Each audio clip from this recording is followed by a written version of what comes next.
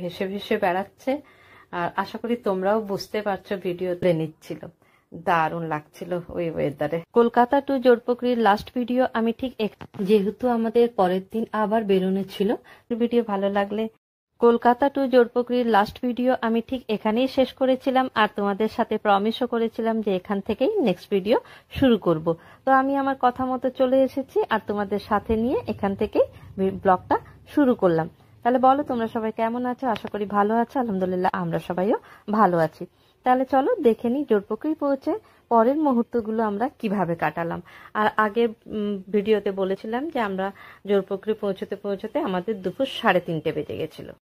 এই যে আমাদের লাগেজগুলো ফার্স্ট ফ্লোরে নিয়ে যাওয়া হচ্ছিল। তাহলে চলো আমরাও যাই। আর এই হলো কাঠের সিঁড়ি, মানে সমস্তটাই না কাঠের ছিল আর কি, দারুণ লাগছিল দেখে। মানে আমরা, আর এইটা হলো ডাইনিং কাম ড্রয়িং।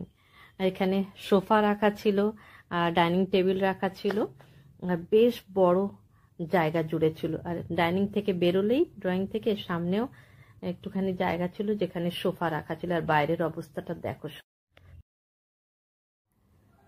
এই ছিল ড্রয়িং কাম ডাইনিং। আর ওই যে দুটো দরজা দেখতে পাওয়া যাচ্ছে, এই দুটো রুমই আমাদের বুক করা হয়েছিল। তাহলে চলো তোমাদেরকে আমাদের রুমগুলো দেখাই। এই যে এই হলো আমাদের রুম, আর সাইডে আরেকটা রুম ছিল, আমাদের দুখানা রুম বুক করা হয়েছিল। আর এই যে ছেলে যে দরজা খুলে বাইরের দিকে যাচ্ছে, ওটা হচ্ছে ব্যাক সাইডের ওপেন বারান্দা। আর এই ছিল রুম। আমাদের রুমের এই যে ব্যালকনি দিয়ে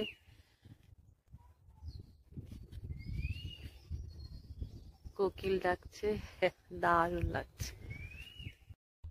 আমরা পৌঁছে সবাই ফ্রেশ হয়ে একটু রেস্ট নিয়ে এই যে আবার চলে এলাম। এখন বিকেল 5টা বাজে আর আকাশ দেখো একদম পরিষ্কার হয়ে গেছে।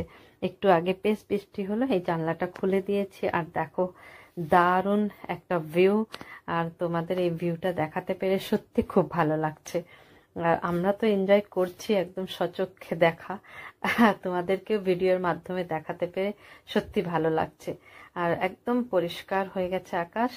আর যখন আমরা আসি তখন একদম মেঘে একদম মানে অন্ধকার হয়ে গেছিল, কেউ কাউকে দেখতে পাচ্ছিলাম না। কিন্তু এই মুহূর্তে একদম সুন্দর একটা আকাশ আর সুন্দর একটা ভিউ, দারুণ লাগছে। আমরা খুব এনজয় করছি। জানো তো, মানে কয়েক বছর আগে আমরা জোরপোখরি এসেছিলাম আর এখানেই ছিলাম, স্টে করেছিলাম। তখন আমার বাচ্চারা খুব ছোট ছোট ছিল, কিন্তু মনে হচ্ছে তখনও যেমন এনজয় করেছিলাম এখনো সেম এনজয় করছি। দারুণ লাগছে। আর এই দেখো মেঘগুলো একদম ভেসে ভেসে বেড়াচ্ছে। আর আশা করি তোমরাও বুঝতে পারছো ভিডিওতে। আর আমি যতটা পারছি তোমাদেরকে ভিডিও করে দেখানোর চেষ্টা করছি।